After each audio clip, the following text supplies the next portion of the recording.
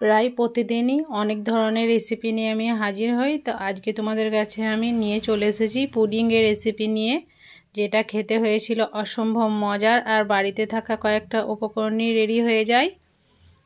তো খুশবু কিচেনে তোমাদেরকে স্বাগত। তো চলো বন্ধুরা, এই জন্য কী কী উপকরণ লাগছে সেটা প্রথমেই তোমাদেরকে বলে দিই। একটা ক্যারামেল রেডি করতে হবে। তার জন্য গ্যাস ওভেনে আমি একটা ছোট বাটি দিয়ে দিয়েছি। এর মধ্যে দিয়ে দেবো 3 থেকে 4 টেবিল চামচের মতো চিনি।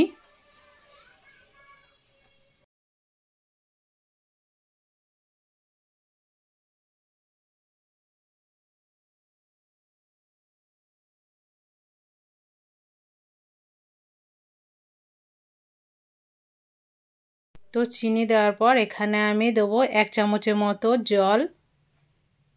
এরপর খুব সুন্দরভাবে ক্যারামেলটা রেডি করে নিতে হবে। তো আঁচটা থাকবে লো টু মিডিয়ামের মধ্যে, হাই হলে হবে না, তাহলে ক্যারামেলটা কিন্তু পুড়ে যাবে। তো বন্ধুরা দেখো, চিনিটা খুব সুন্দরভাবে মেল্ট হয়ে যাচ্ছে।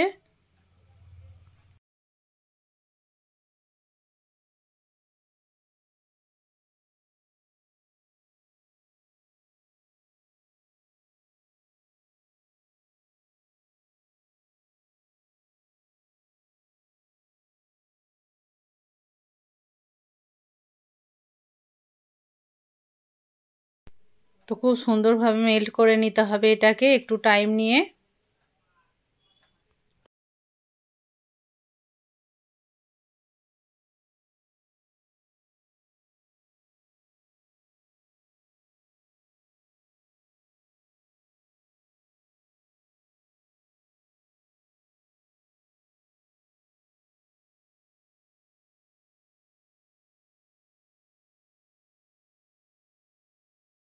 তো বেশ কিছুক্ষণের মধ্যে দেখো চিনিটা মেল্ট হয়ে ক্যারামেলটা আমার রেডি হয়ে গেছে। এরপর বন্ধ করে দিতে হবে গ্যাসের ফ্লেমটা। এরপর নামিয়ে আমি যে মোলটাতে আমি বানাবো সেই মোলটার মধ্যে আমি ঢেলে নেব। তো দেখো বন্ধুরা, আমি একটা ছোট্ট মোল নিয়েছি, এর মধ্যে ক্যারামেলটা আমি নিয়ে নেব।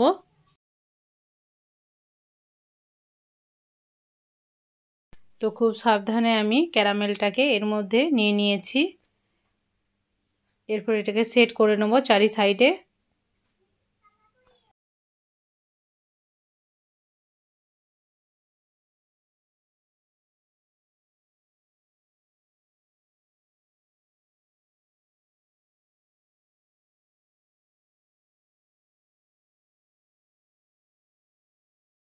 তো দেখো বন্ধুরা, খুব সুন্দরভাবে আমি চারি সাইডে এটাকে নিয়ে নিয়েছি।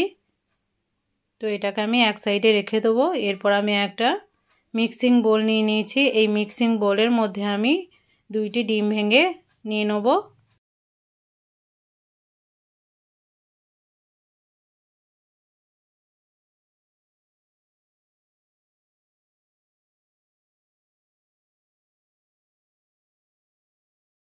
তো দেখো আমি ডিমগুলোকে এর মধ্যে নিয়ে নিলাম।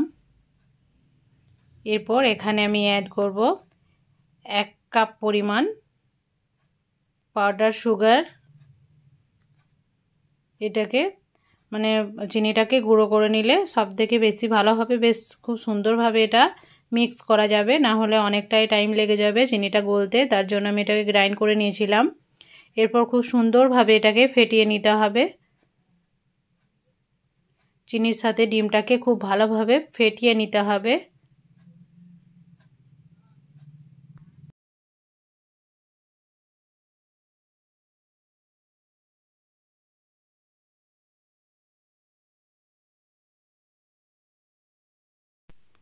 তো বন্ধুরা, খুব সুন্দরভাবে দেখো ফেটানো হয়ে গেছে। এরপর এর মধ্যে আমি অ্যাড করব 1 কাপ পরিমাণ তরল দুধ, যেটা আগে থেকে আমার জাল করা ছিল। এরপর দুধটা দিয়ে খুব সুন্দরভাবে এটাকে মিক্স করে নিতে হবে।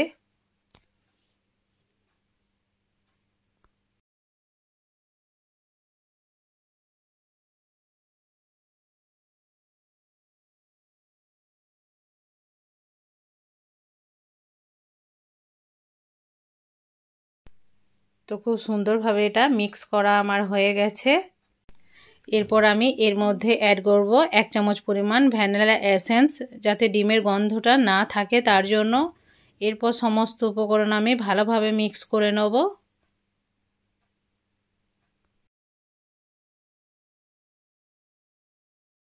তো এটাকে আমি এবার সেই মোল্ডে নিয়ে নেব যেটাতে আমি ক্যারামেলটা রেডি করে রেখেছিলাম। আর ক্যারামেলটা কিন্তু জমে গেছে। এরপরে একটা স্ট্রেনারের উপরে আমি এটাকে ছেঁকে নেব যাতে ডিমের কোনো লাম্পস না থাকে, তার জন্য এটাকে ছেঁকে নিতে হবে। তো খুব সুন্দরভাবে ছেঁকে নিয়েছি। এরপর চলো গ্যাস ওভেনের কাছে চলে যাই। গ্যাস ওভেনে একটা কড়াই চাপিয়ে এর মধ্যে আমি দিয়ে দিয়েছিলাম জল। জলটা বেশ এবার যখন খুব ভালোভাবে গরম হয়ে যাবে তখন আমি এর মধ্যে একটা স্ট্যান্ড দিয়ে দেবো। তো স্ট্যান্ডটা আমি দিয়ে দিয়েছি। এরপর মোলটাকে আমি এর মধ্যে বসিয়ে দেবো। বসিয়ে দেওয়ার পর এটাকে আমি ঢাকা দিয়ে 40 মিনিট বেক করে নেব। তো বন্ধুরা 40 মিনিট পর তোমাদের কাছে ফিরে আসছি। তো বন্ধুরা আমি 35 মিনিট পর এটাকে একটু চেক করে নেব। তো এটা ঢাকা দিয়ে খুলে আমি এটাকে চেক করে দেখছি যেটা বেক হয়েছে কি না। তো বন্ধুরা দেখো একটা স্টিক আমি দিয়ে দেখলাম, তো একদম ক্লিন এসছে, তার মানে এটা পুরোপুরি রেডি হয়ে গেছে। এটাকে এবার ঠান্ডা করে আমি মোল্ড আউট করে নেব। তাই চারি সাইডে একটা ছুরির সাহায্যে আমি খুলে নেব, তাহলে খুব সুন্দরভাবে ক্লিন হয়ে বেরিয়ে আসবে।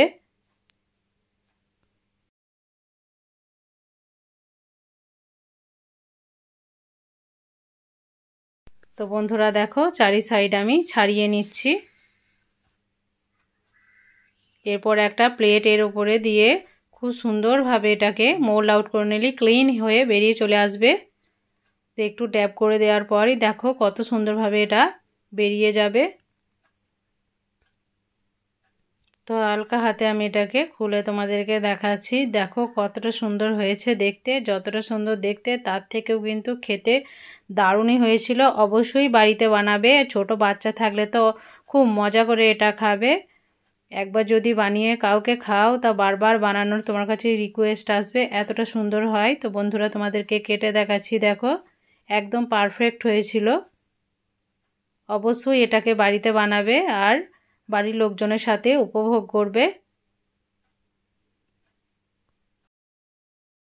বন্ধুরা ভিডিওটাকে ফুল ওয়াচ করবে, চ্যানেলটাকে অতি অবশ্যই সাবস্ক্রাইব করবে, আমার পাশে থাকবে, বেল আইকনটা ক্লিক করতে অবশ্যই কিন্তু ভুলবে না, তাহলে আরও নিত্য নতুন ভিডিও তোমাদের কাছে সর্বপ্রথম আগে গিয়ে পৌঁছাবে। আর আমাকে অবশ্যই সাপোর্ট করবে, আমার পাশে থাকবে। তো আজকের মতো বিদায় নিচ্ছি। ভালো থাকবে, সুস্থ থাকবে, আর পরবর্তী ভিডিওর জন্য অবশ্যই কিন্তু অপেক্ষা করবে। আর এই পুডিংটা অবশ্যই কিন্তু বাড়িতে বানিয়ে দেখবে আর আমাকে কমেন্টে জানাবে যে তোমাদেরও কেমন হয়েছিল।